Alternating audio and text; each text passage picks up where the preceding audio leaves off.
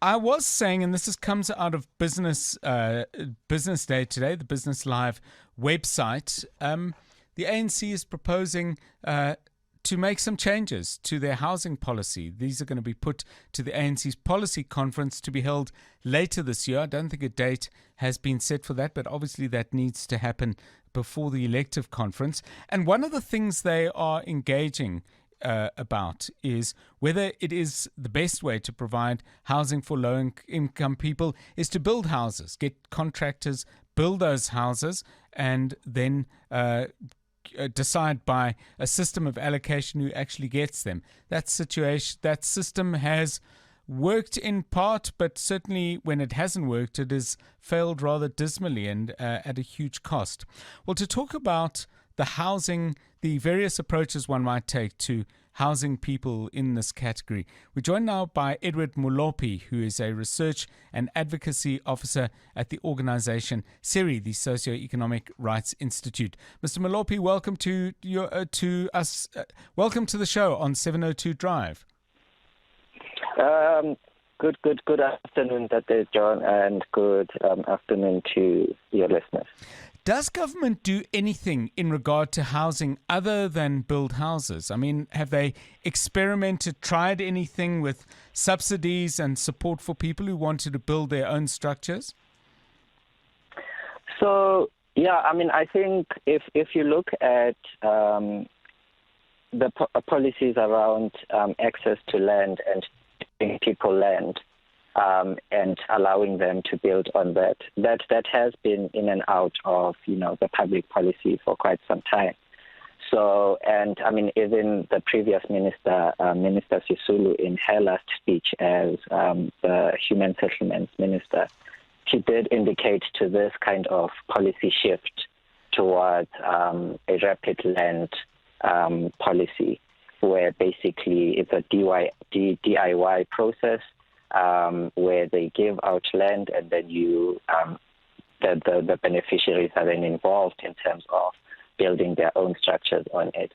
So, I think it has been part of the public discourse for some time, and it has been adopted in a couple of provinces, Gauteng, Western Cape, to, I think varying degrees of success.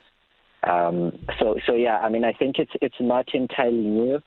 But it is, I think, a bit of a shift in the way in which you think about housing allocation and housing provision.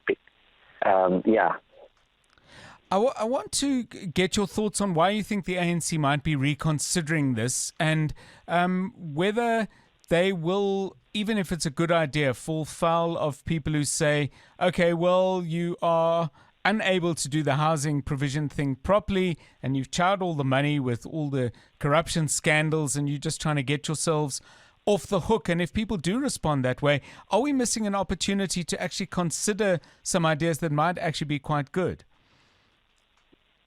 Yeah, I think part of the reason that I would think they would want to move towards this kind of approach is that, I think it does have some apparent benefits to it when looking at it, some of which are quite fiscal, in the sense that the state would not be investing as much in terms of cost resources to the housing.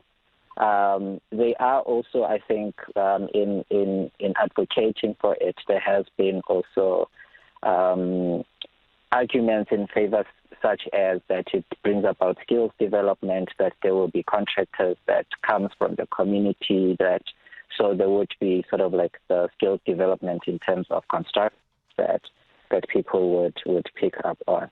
So, but I think the challenge then is looking at the implementation of these proposed policies. I think the how is very important to in determining whether it will be useful for us to undertake this kind of process, or if we should rather look elsewhere. Have there been any improvements in first of all, let's just focus on things one at a time, Mr. Molopi. Have there, for example, been improvements in the quality of houses built? Because one of the issues raised was that government spent a lot on, I'll just call them generically RDP houses, even if the terminology may have changed, but that they were having to go back and do lots and lots of extremely expensive fixing. Yeah, I mean, I think, as I was saying, that in terms of a policy adoption process that we've seen happening, but we haven't seen it being implemented on the ground so that we can speak, quite authoritatively on the sort of like what it brings, the advantages and disadvantages. Yes. And that, so whilst it has been adopted in like the Western Cape, it has been adopted in the Gauteng province. They have fallen short of their own of their own projections, of their own targets in terms of this is the land that we want released. These are the intended beneficiaries. So we're still even at that stage where people are still needing to be given access to the land. Right. So that they can build. So yeah, I mean, I think at this stage we can't really speak about we're comparing the two in terms of the build quality. Yes. That we have. We'll come back to our conversation. Edward Molopi is a research and advocacy officer at the Socioeconomic Rights Institute. If there were to be a move towards saying, okay, government will support you to build your own house, is that something you would support? Is that something that you think would work better than the housing provision system that we have? Questions have been raised over the years. Many hundreds of thousands of houses have been built. That's undeniable. But questions have been asked about the quality of work, and questions have also been asked about how the housing lists work. Would this make any difference? News. Experts. Analysis. Where things stand. What you need to know. Drive home with John Perlman On 702.